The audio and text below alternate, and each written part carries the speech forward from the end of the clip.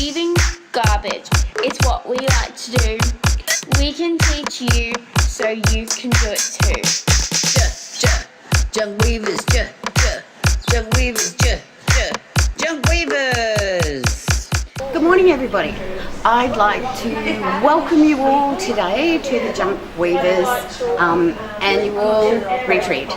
I'd especially like to welcome Sally here today, who's going to run our very first workshop, and she's going to be making bowls out of rope that's been collected from beaches, shells, all sorts of recycled gear. We're going to have a great day, lots of fun, lots of laughter, lots of talking garbage.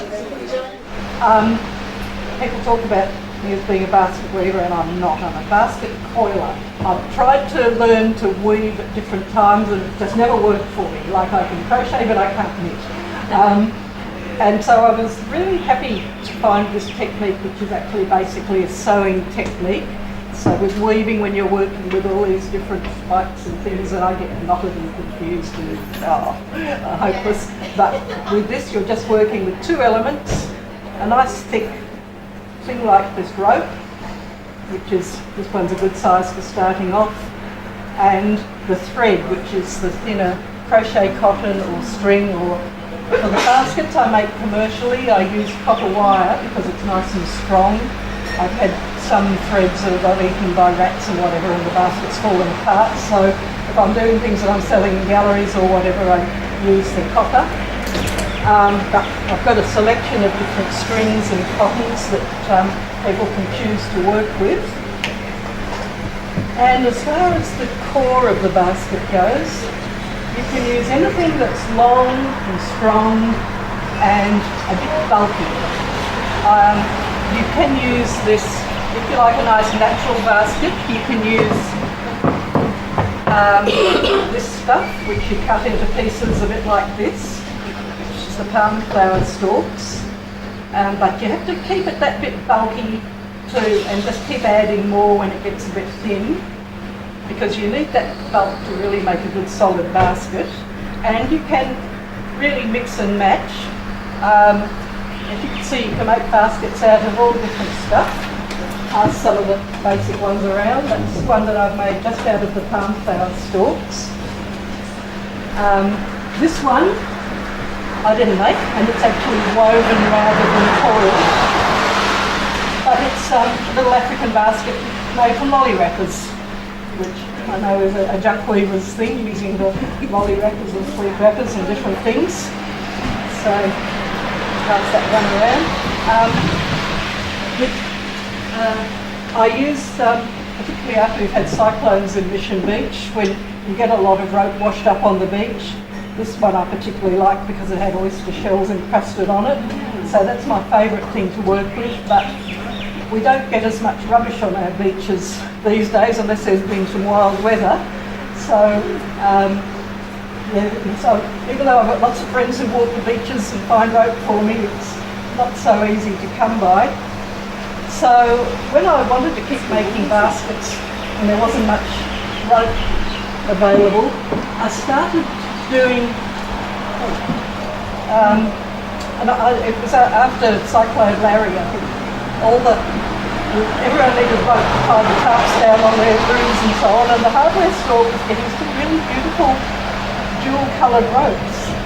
So I brought up a few ropes, and I found that these worked really well mixed in with the veggie bags. So even though the veggie bags aren't really bulky enough in themselves to make a good solid basket, you can put a bit of commercial rope in with them and use the veggie bags to add colour and interest. And it's the same with the blue one there. The blue is good because you can use fishing net, and it's a mixture of old rope and new rope and a few veggie bags. This is just to show how they can actually survive quite well. I did use copper wire and some rope off the beach, and I used the beach spinifex, which is one of the dune plants, and after wild weather you find dead bits of it all tangled up, but it's really long and really strong, and it's survived for over 20 years. And and hasn't had an easy life. But and this is a different technique. Different technique in that instead of starting from an intense coil at the base, I've used a beautiful piece of power shell from New Zealand, and I've drilled all around it. And then to do the bead basket, it's exactly the same technique, but you have to spend a few hours threading little beads onto copper wire, or silver wire in this case, and then you use another piece of wire to sew it together. So I'll send that one around as well. Nearly everything that I use is recycled, but I do get, this is actually a commercial sisal rope, and I've just found when people are starting off that it's the easiest to work with, and it bulks out some of the, like this one's all big found ropes, this big one pretty much, and bits of fishing net and so on. But sometimes I do need to bulk it out with a bit of commercial rope. And this is, it's sort of, you know, yellowy colour when you buy it. And I use the acrylic paint that I paint with, which is light fast. And I make a dilute solution of it and dip the rope in, because I've just found that I like them. Other people seem to like the pale blues and greens rather than the yellow. So I like to knot it to start off, because what we're going to be doing is doing about 8 or 10 stitches with, like a sunburst. So you're coming in right into the centre of the knot where there's that little hole, and just spacing it gently. This is a good one to work with because it's nice and bright. Yes. And then what you'll be doing is keeping that going down your left and spacing out your stitches. And as you go around, you'll have the stitches spaced about that far apart. Yeah. And as soon you'll find that this comes around and you'll be sewing the two layers together. So keep going from the middle? Keep going into the middle until there's two distinct layers of rope, and then you just go back to the next layer. Yes, that's right.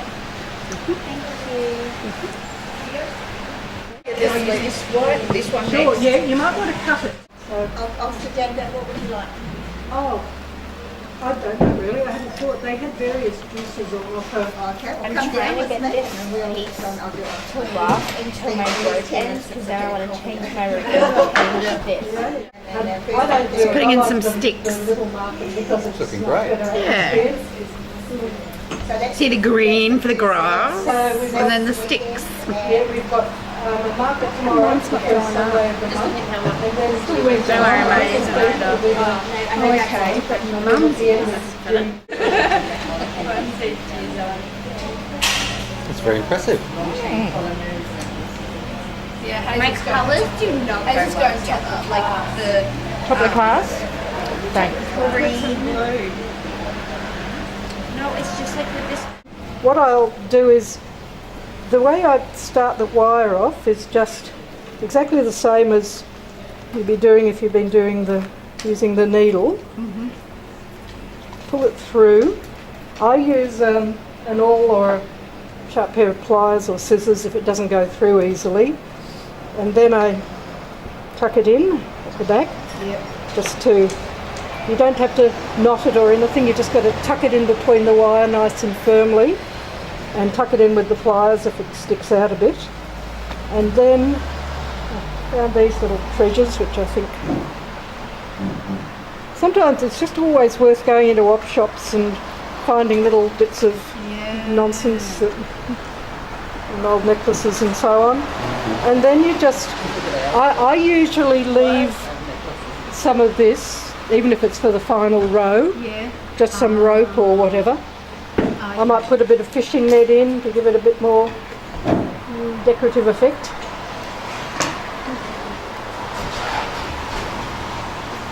So that's quite a distance. It's not really, it's because it's just that I haven't tightened it up. Oh, I see. I can see better now if I stand up.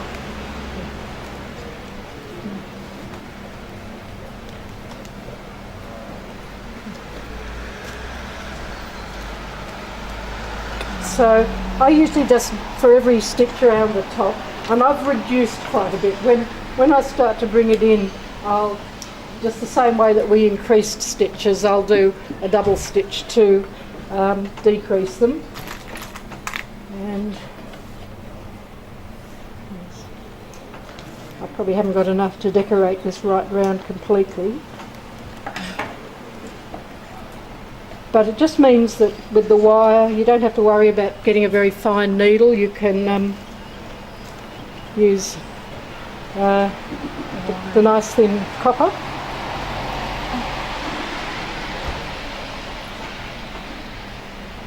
I have no idea what these bits are. People give me containers of Grapes and cherries. strange things, yes, but I don't know what they were sort of made for.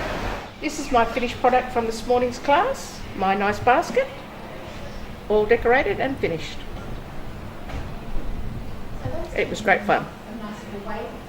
I've made one of these this morning, and it's rope that's been washed up on the beaches, and wires and different things, and I'm really quite thrilled about this, and I'm actually more thrilled about learning the technique because I just can't wait to make more. I've already started my second one, but I love it. So this again, Junk Weavers Residential here at Binda. It's been an absolutely wonderful, wonderful, wonderful day.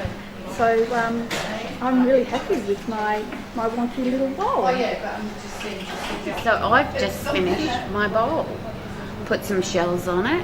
How groovy is this? And look at the way it's shaped itself. I'm really pleased with it. Awesome. Weaving garbage. It's what we like to do. We can teach you so you can do it too. Junk weavers, junk weavers,